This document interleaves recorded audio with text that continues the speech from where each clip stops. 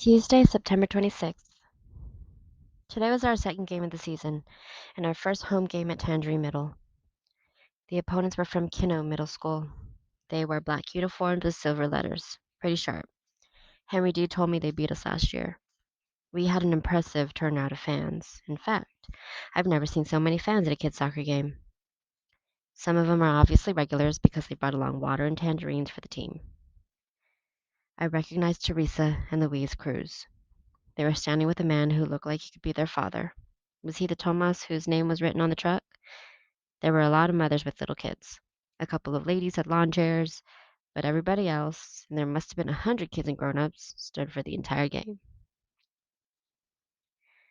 I saw Chandra talking to a lady, and I overheard somebody say, "That's Chandra's mother with her." That got me wondering, why isn't my mother here? Or my father? They could be watching this game. So could Joey's parents. If we were playing football, they'd all be here. We were all more relaxed before this game, except for Victor. He was already talking trash to some of the Kinno players, reminding them about something that happened last year. They were giving it right back to him, saying stuff like, "Hey, Guzman, why are you on the girls' team? Couldn't you make the boys' team?" We started with the same lineup with me on the sideline. This time, though, I was standing next to Joey.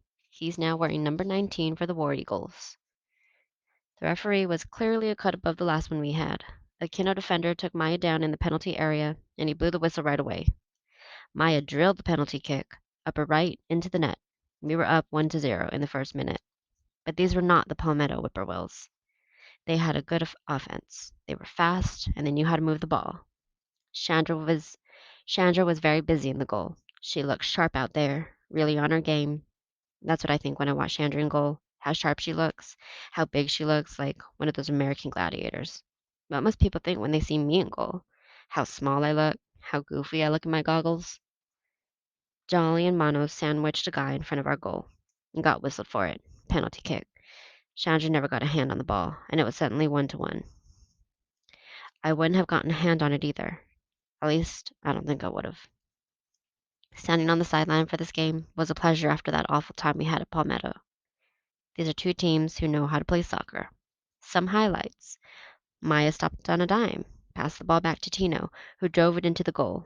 Then they came back and scored. Henry D lifted a beautiful corner kick into Victor, who leaped up and headed it into the goal. Then they came back and scored. At halftime, it was 3-3. There hadn't been one fight. We all gathered in a circle on the sideline to eat our tangerines. The coach said, "Good game," to a couple of players, then spent the rest of her time talking to Chandra about 3 goals, how she shouldn't think any more about him, how she should adjust for the second half. Finally, she looked over at Victor. "Captain, do you have anything to say?"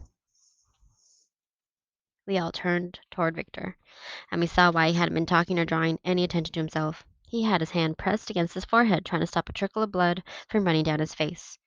It was in the same spot where he had smacked heads with the Palmetto goalie. The head the head ball that he put into the net must have reopened the cut because it was sure bleeding now. He said, "No, I got nothing to say here. I'll do my talking out there." Betty Bright walked over, pulled his hand down from the cut. She shook her head and said, "Is your mother here today?" He snarled, "My mother? No, my mother's not here. What are you talking about?" "Tino, please ask your father if he'll drive Victor to the emergency room." He turned back to Victor. "Sorry. I should have had this stitched up when it happened. It's never going to heal like this. I hope Mr. Cruz can take you now." "No way. I'm not going to any emergency room. I got a game to play." The coach said, "Not this game, Victor. Get yourself together for the next game. We'll have to win this one without you." Then, without even thinking about it, she turned to me and said, "Paul Fisher, you're in for Victor." Victor continued to protest. "It's not even bleeding anymore." "Yes, it is bleeding. You should see your shirt. I can play this half and then go." "You're already gone, Victor. Now deal with that." Victor looked at me for a few long seconds. Then he turned to address us all. "Who wants to win this game?" Everybody in the circle looked back at him, not knowing what to do. Victor shouted, "Do you want to win this game?" And we started yelling, "Yeah! Yeah! Do you want to win this game? Yeah! Yeah!" Victor reached out and fixed his clenched fist in the middle of the circle. We all leaped up and put our hands on his as he started to chant, "War Eagles! War Eagles.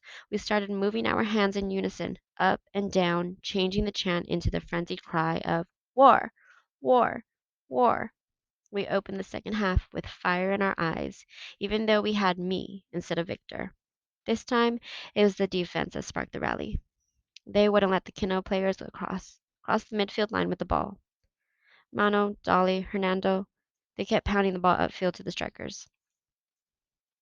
Maya was getting the ball a lot, more than in the first half, and she was making things happen. She beat her defender to the outside and then crossed the ball into Tino, who scored the first goal of the half. We didn't celebrate. We came right back at him. Maya hit one in herself, a beautiful looping shot into the upper right corner of the goal. The Kino goaltender never even saw it coming. The defense got the ball back upfield immediately. Maya dribbled right, and three defenders went after her. She lobbed the ball back over their heads, and guess who was standing there, all alone, in front of the goal? This time, I didn't stop to think. I kicked the ball as hard as I could. It glanced off the goalie's left hand and carried into the net. I had scored a goal. Had this ever happened before? I just stood there, staring at the net, till I realized that my teammates were hurrying to line up again. I was still trying to remember any time when I had ever scored a goal when Maya got another one on a long cross pass from Nita. She raised her foot, knee high, and smacked the ball right out of the air into the net. Suddenly, this tight game was a 7-3 blowout. The coach started sending in other subs. She sent Joey in for Hernando. She sent one of the sixth graders in for Maya, who got a loud ovation from the fans. The Kino players never recovered from that assault, although they did manage to move the ball into our end of the field. Turns out that Joey's a pretty terrible soccer player. They had no trouble beating him again and again. Sandra had to make a few tough saves near the end, but that's probably what Betty Bright wanted. The final score was Tangerine 7, Kino 3. Mr. Cruz and Victor came Mr. Cruz and Victor came back right at the end. Victor had a line of black stitches going up his forehead like Frankenstein. He fell on his knees in thanks when he found out the score. Then he started high-fiving with the starters. Mr. Cruz and Victor. He called over to me. Hey, fisherman, you were me out there, right? How many goals did I score? I shrugged. Sorry, Victor. I can only get you one. Victor looked at Tino to confirm this, and Tino nodded. Victor stepped toward me and held up his hand. I high-fived it for all it was worth. Tuesday, September 26th, later. The portable phone rang just as I walked past it in the great room. I heard my grandmother's no-nonsense voice. Hello, Paul. How are ya? I'm fine, Grandma. You didn't get hurt in all that sinkhole business? Oh, no. No, I got pretty dirty, but not hurt.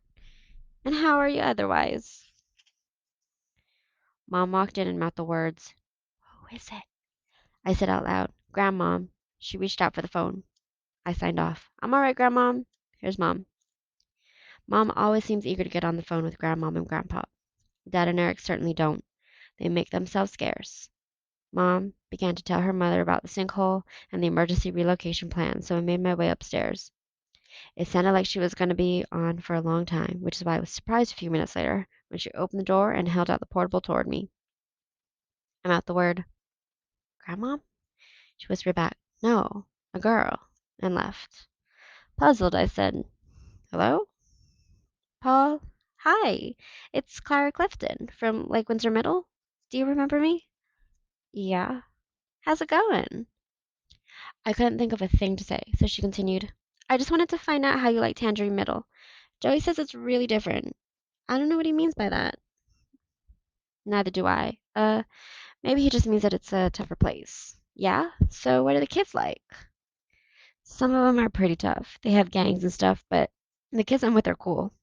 Yeah? So are you going out with anybody from there? I was shocked. No one had ever asked me that question before. I said, What do you mean? Joey said he thought you might be going with some girl from there. You did? No. No, I'm not. Uh-huh. Oh, do you remember Carrie? My friend Carrie Gardner? Yeah, sure. I almost forgot. I told her I was gonna call you, and she said to say hi. Oh, okay, well, tell her I said hi. Yeah? You want me to tell her you said hi? Sure, yeah. So you kind of like her then? I froze. I suddenly felt like someone was looking at me through one of those two-way mirrors. I didn't say anything, so Kara finally said, "Okay then. It's just that she's a friend of mine and she asked me to say hi. So I wanted to make sure I did." Okay. Well, let me get off now. Maybe I'll be seeing you around or something with Joey. Okay. Bye. Bye. I sat there for a minute, stunned. Then I turned the phone back on and called Joey. "Hey, your girlfriend Kara just called me." "Yeah? What does she want with you?" She started asking me if I like Kara Gardner. Oh, okay. Say no more. You know what they were doing, right? What? They were scamming you. Girls scam guys all the time like that. Carrie was listening in on the extension. No. Yeah, that's how it works. She has her friend call you up, find out what you have to say about her. It's kind of like a hidden camera interview. Yeah, that's exactly what it felt like. So Kara was on the other end? Yup. So what do I do next? About what? About Carrie. Well, if you want to talk to her, you call her up. Okay, but what if I don't call her? Am I going to be hurting her feelings or anything like that? Nah, taking all this stuff too seriously. Probably calling up half a dozen guys tonight and asking them the same thing. It's like a phone survey. Uh-huh. So what about that Adam guy? The one from the carnival. Still, is he still going out with her? Hey, what am I? People magazine? I don't know. I don't even see those guys anymore. Uh-huh. Well, maybe if you hear something, you can let me know. Yeah, okay. Gotta eat. All right. See you tomorrow. Right. He hung up, and I took a deep breath. I held onto the phone for a long time, thought about the situation from all different angles and in all different ways. No matter how I looked at it, my conclusion came out the same, one inescapable conclusion. Carrie Gardner knows about my glasses, but she doesn't think there's anything wrong with me.